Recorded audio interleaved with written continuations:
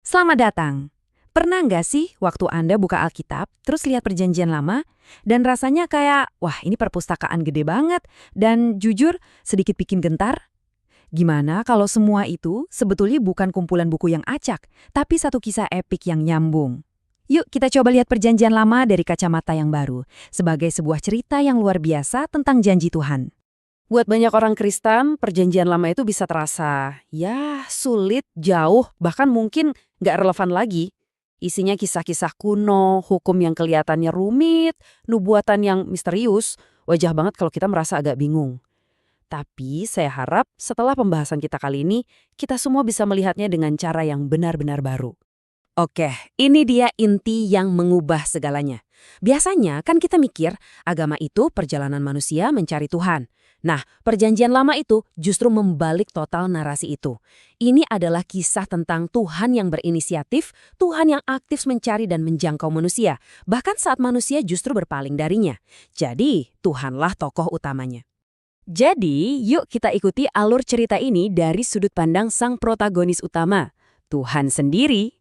Kita akan coba pahami motivasinya, melihat kesetiaannya yang luar biasa, dan menyaksikan gimana rencana besarnya itu terungkap, halaman demi halaman, janji demi janji. Terus, kenapa sih bagian awal dari cerita ini penting banget? Jawabannya simpel, karena ini fondasinya. Yesus yang jadi pusat iman kita menjadikan tulisan-tulisan ini sebagai dasar pengajarannya. Tanpa ngerti janji soal juru selamat di perjanjian lama, kabar baik Injil itu rasanya kurang utuh. Konsep-konsep kayak dosa, hukum, perjanjian, semuanya itu adalah panggung yang disiapkan untuk karya Kristus. Ini semua adalah satu cerita yang nggak bisa dipisahin. Dan yang luar biasa adalah seberapa cepat Tuhan memulai pencariannya. Tepat setelah manusia jatuh ke dalam dosa, di tengah semua konsekuensi yang mengerikan itu, Tuhan malah memberikan janji yang pertama. Ayat ini sering disebut proto-evangelium atau Injil pertama. Ini adalah benih dari seluruh rencana keselamatan. Dari awal banget Tuhan sudah menanamkan harapan. Kisah pencarian Tuhan ini nggak terjadi dalam sekejap mata. Cerita ini dibangun lewat serangkaian peristiwa penting yang semuanya diikat oleh satu konsep kunci yang akan kita bahas sekarang. Kata kuncinya adalah perjanjian, atau dalam bahasa Ibrani, brit. Dan ini bukan sekedar kontrak bisnis ya. Perjanjian itu adalah sebuah hubungan suci yang diikat oleh janji, dan selalu Tuhan yang memulainya. Anggap saja setiap perjanjian itu seperti babak baru dalam sebuah drama besar, yang makin menyingkapkan karakter Tuhan yang setia dan rencananya yang luar biasa. Coba kita lihat gimana alurnya. Rangkaian ini tuh kayak anak tangga yang membawa kita semakin tinggi. Dimulai dengan janji yang masih samar kepada Adam, terus meluas menjadi janji untuk melindungi seluruh ciptaan lewat Noh, lalu jadi lebih spesifik lagi dengan janji tentang satu bangsa lewat Abraham, kemudian diberi struktur lewat hukum Musa, dan puncaknya ada di janji tentang sebuah kerajaan kekal melalui Daud. Setiap langkah ini adalah bukti kesetiaan Tuhan. Oke, alur ceritanya kita udah dapat. Sekarang, seperti kisah epik manapun, kita butuh semacam peta untuk navigasi. Nah, di Alkitab, peta itu namanya kanon. Istilah kanon ini asalnya dari kata Yunani yang artinya tongkat pengukur. Jadi, kitab-kitab dalam kanon itu adalah tulisan-tulisan yang diakui oleh umat Tuhan sepanjang sejarah sebagai firman yang diilhamkan, yang menjadi standar atau patokan buat iman dan hidup kita.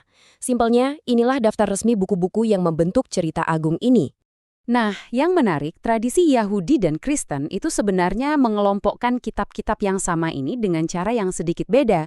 Tradisi Yahudi membaginya jadi hukum, nabi-nabi, dan tulisan-tulisan. Sementara itu, tradisi Kristen menyusunnya secara tematis, diakhiri dengan kitab para nabi, biar jadi jembatan yang mulus langsung ke perjanjian baru. Tapi, yang paling penting untuk diingat, isinya sama persis, cuma susunannya aja yang diatur untuk tujuan naratif yang berbeda. Sekarang kita udah tahu alur cerita dan strukturnya. Tapi supaya kita bisa benar-benar memahami kedalamannya, kita perlu memakai lensa atau kacamata yang pas waktu membacanya. Ada 4 lensa utama di sini. Pertama, lensa yang berpusat pada Kristus. Seluruh kisah ini secara langsung atau tidak menunjuk kepadanya. Kedua, sejarah keselamatan. Ini bukan dongeng, ini beneran terjadi. Tuhan bekerja dalam sejarah manusia yang nyata. Ketiga, hukum dan Injil. Hukum Taurat itu kayak cermin yang nunjukin betapa kita butuhnya anugerah Injil. Dan yang terakhir, janji dan penggenapan. Benang-benang janji di Perjanjian Lama itu ditenun jadi sebuah mahakarya yang utuh di Perjanjian Baru. Nah, dengan memakai lensa-lensa tadi, kita bisa menghindari beberapa kesalahan umum. Kita jadi tahu kalau Perjanjian Lama itu nggak boleh dianggap remeh. Kita nggak akan lagi membacanya cuma sebagai kumpulan cerita moral. Jadilah baik seperti Daud gitu. Dan yang paling penting, kita akan selalu ingat konteksnya, bahwa setiap bagian itu adalah kepingan dari sebuah puzzle yang jauh lebih besar. Kita sudah sampai di akhir dari perjalanan singkat kita ini.